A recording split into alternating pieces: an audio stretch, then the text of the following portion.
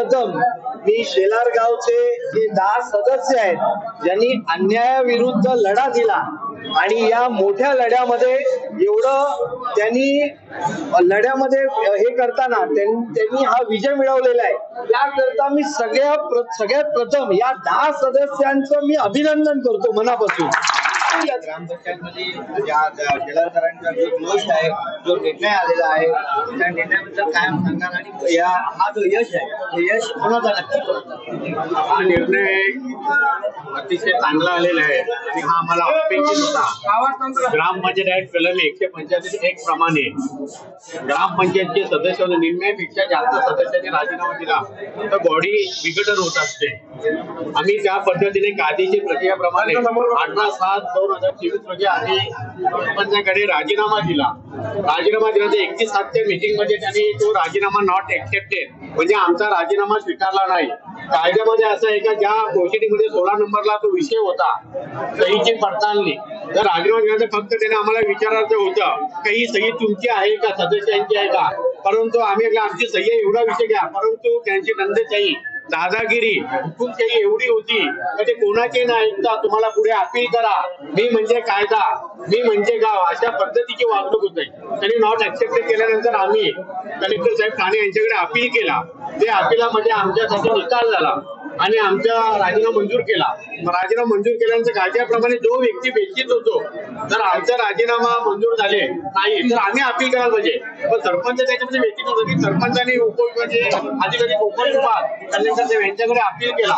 ते अपील देखील त्यांचा अपील नामंजूर केला आणि अपील नामंजूर केल्यानंतर हा विघटनाचा प्रस्ताव म्हणजे ग्रामपंचायत पासून पंचायत समिती, पंचायत जिल्हा परिषद, कलेक्टर साहेब विभागीय अध्यक्ष अशा पद्धतीने तो प्रस्ताव होता। त्या प्रस्तावाला देखील त्यांनी चॅलेंज हायकोर्टामध्ये केला, हायकोर्टाने देखील त्यांची दखल घेतली नाही आणि काल आमची ती ऑर्डरवर शिक्कामोर्तब झाले आणि ऑर्डर झाल्यानंतर गॅजेट करावं लागतो गव्हर्नमेंटचा, क्योंकि निवडणुकीची प्रक्रिया असते आणि ते देखील आमचं काल झालेलं आहे आणि ती ऑर्डर आमच्यासाठी हा विजय हा फक्त आमचा मेंबरांचा नसून हा संपूर्ण गाववाल्यांचा आहे। त्यांचा आशीर्वाद, त्यांची प्रेरणा होती म्हणून आम्ही करू शकलो। आज एवढा आम्ही जर एक पाऊल उचलले, आज आम्ही जनतेतून निवडून आलेलो आहे, निवडून होऊन राजीनामा खाऊ नाहीये देखील आम्ही याचं कारण एवढंच आहे त्याची जी हुकुमशाही होती। आज संपूर्ण आपल्या या जिल्ह्यामध्ये किंवा देशामध्ये कपिल पाटील साहेब केंद्रीय मंत्री खूप चांगल्या पद्धतीने काम करत आहेत, त्यांना उद्धट बोलले। आमदार महेश कपिल साहेब एवढ्या चांगलं काम केलं, शेलार गावात त्यांचा करोड रुपये त्यांनी दिलेले आहे, त्यांच्याबद्दल उद्धट बोलणार मी म्हणजे कोण आहे असं त्याला वाटू लागलंय हुकुमशाही पद्धतीने। आणि आता मध्यंतरी तुम्ही पाहिला तर टोराम पॉवर वर मोर्चा काढला, त्या टोराम पॉवरच्या मोर्चामध्ये आपण सर्वांनी ऐकला ते मैं जैसा टोराम पॉवर का मोर्चा निकाला वैसा मैं जिस गांव से ग्राम पंचायत से सरपंच हूँ वहाँ के सदस्य ने राजीनामा दिया, ऐसे में 100 सरपंच कुर्बान करूंगा। अगर 100 सरपंच कुर्बान कर दे, एक सरपंच का अगर लोगों ने रिजाइन किया है सदस्य तो उनका एक्सेप्ट क्यों किया नहीं, ये लोगों की दिशाभूल करे, हे फक्त स्वतःचा स्वार्थ आहे। तो टोराम पॉवरचा मोर्चा पण आहे ना, हा पण स्वार्थ आहे। आम्ही जेव्हा बॉडीमध्ये मागच्या बॉडीमध्ये घरच्या मोहिमेमध्ये सगळे सरपंच होते, टोराम पॉवरचा आमच्याकडे एक नव्हता माणूस, अंडरग्राउंड लाईन नव्हती, परंतु हा सरपंच झाल्यानंतर ऍडव्होकेट किरण चंदने हा सरपंच झाल्यानंतर हे संपूर्ण गावाने टोराम पॉवरची हात मिळवणी करून लाईन टाकून घेतली आणि सर्वांचे लाईन कापून टाकले, गोरगरिबांना अन्याय झाला। याचं जे खऱ्या अर्थाने हे भोग आलेलं आहे। आज लोकांना सांगतोय मी टोराम पॉवरचा मोर्चा करतोय, तुम्ही माझ्या पाठीमागे या। कशासाठी? याचे फक्त वसुलीचा काम आहे, दुसरं काही काम नाहीये। आमदार तिचं स्वप्न बघतोय, अरे ज्या गावामध्ये त्या महेश चौधरी साहेबांनी एवढं काम केलेलं आहे, करोडो रुपये कामं झालेले आहेत, त्यांना विरोध करतोय। आमच्या ग्राउंड करता 25 लाख रुपये महेश चौधरी साहेबांनी दिले, देखभाल दुरुस्तीचा दाखला घेतला, तो काम करून दिला नाही, आजूबाजूच्या लोकांना सगळ्यांची कामं केली। आता जल जीवन मधून आमच्या शेलारगावला 12,500 कोटी कपिल पाटील साहेब केंद्रीय मंत्री आणि महेश चौधरी स्टेट गव्हर्नमेंटचे आमदार यांच्या माध्यमातून आले, ते काम होऊन देत नाही का, तर टक्केवारी पाहिजे। शेलारगावला पाण्याची एवढी टंचाई आहे, आज 3 महिन्यापूर्वी हा काम आलेला आहे, पण तो काम होऊन देत नाही का, तर त्याची जोपर्यंत पोली भाजत नाही तोपर्यंत होत नाही। हे कुठे गावामध्ये खड्डा खोदला तर तिथे याची माणसं जातात आणि टोरामवरची गावात खड्डे मोठे खोदले, किती माणसं झाले याचं समजून आता काची लागेबंदी झालेली आहे आणि काहीतरी ढकलायचं राजीनामा टोरामवर। काय संबंध टोराम पॉवरचा आमचा? आम्ही टोरामवरला नेहमी विरोध केलेला, आजही केलेला, उद्याही करणार आहोत। म्हणून त्यांनी काय केले ना, आम्ही कायदेशीर मार्गाने एकदम गेलेलो आहोत. कायदेशीर मार्गाने ऑर्डर झालेला आहे आणि हा विजय आम्ही मेंबर हे निमित्त मात्र आहे. आमच्या मागे आशीर्वाद आहे. हा खरा विजय गावकऱ्यांचा, आम्हाला नेहमी सहकार्य करणारे कपिल पाटील साहेबांचा, आम्हाला नेहमी सहकार्य करणारे आमदार भाई चोगले साहेबांचा, आम्हाला नेहमी सहकार्य करणारे आमचे ऍडव्होकेट हर्षद पाटील साहेबांचा हा खऱ्या अर्थाने हा संपूर्ण जनतेचा विजय आहे. सर्वप्रथम मी शेलार गावचे जे 10 सदस्य आहेत ज्यांनी अन्यायाविरुद्ध लढा दिला आणि या मोठ्या लढ्यामध्ये एवढं त्यांनी लढ्यामध्ये हे करताना त्यांनी हा विजय मिळवलेला आहे. त्याकरता मी सगळ्यात प्रथम या 10 सदस्यांचं मी अभिनंदन करतो मनापासून. भारतरत्न डॉक्टर बाबासाहेब आंबेडकर यांनी जे संविधान लिहिलं, या संविधानाच्या तरतुदीनुसारच हा विजय त्यांनी मिळवलेला हे सगळ्यात महत्वाचं.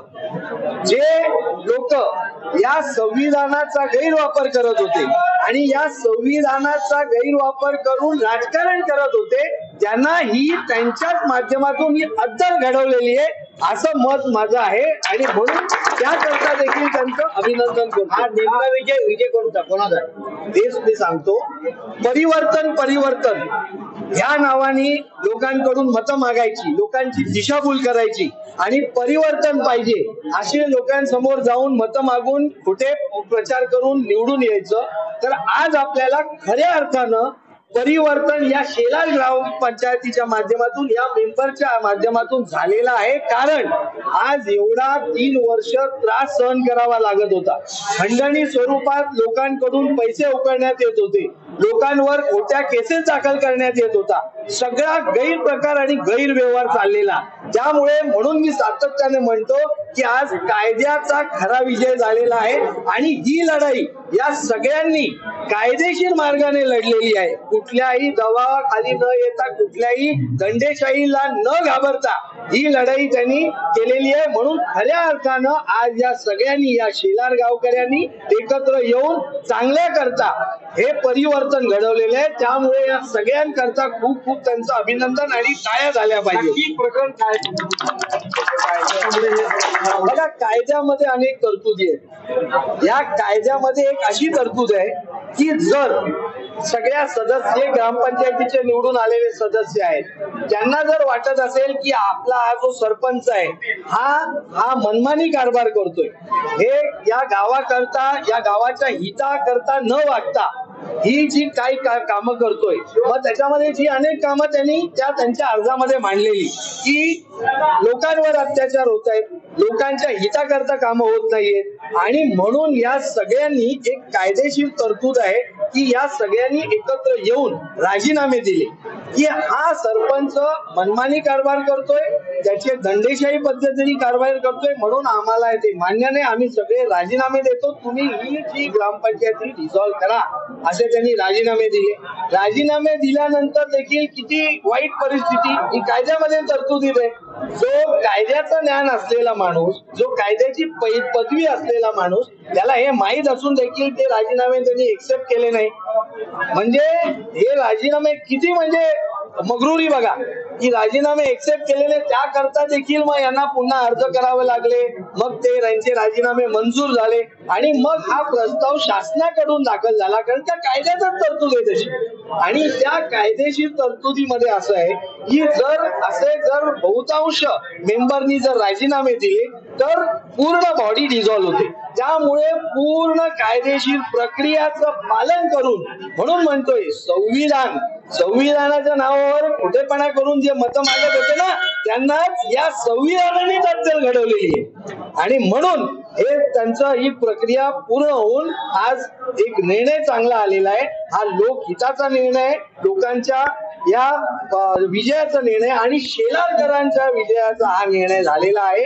आणि आज ही जी दंडेशाही चाललेली, ही ग्रामपंचायत जे चालवत होते, ही बरखास्त झालेली आहे आणि म्हणून हा मी म्हणेन संविधानाचा विजय आणि कायद्याचा विजय. न्याय कुठून भेटतो? न्यायच दिलेला आहे. ही न्यायाची प्रक्रिया पुरी करून हा न्याय मिळवलेला आहे. कुठल्याही प्रकारे दबावाखाली कुठल्या न येता ते चाललेलं ते तसं नाहीये. पूर्ण पहिल्या दिवसापासून शेवटच्या दिवसापासून तहसीलदार, कलेक्टर ऑफिस, जे जिल्हा परिषद किंवा कमिशनर या सगळ्यांकडे जिथे जिथे हे अर्ज गेले हे पूर्ण कायदेशीर प्रक्रियेच्या माध्यमातून हे सगळं झालेलं आहे. निवडणूकचे काय आता ते सरकारचा निर्णय, आता प्रशासकांची नेमणूक झालेली आहे. आता सरकारला ते जे गव्हर्नमेंटला जे 6 महिन्याच्या आत निवडणूक लावायला लागते ही प्रक्रिया ते फॉलो करतील आणि त्याप्रमाणे योग्य निर्णय होईल.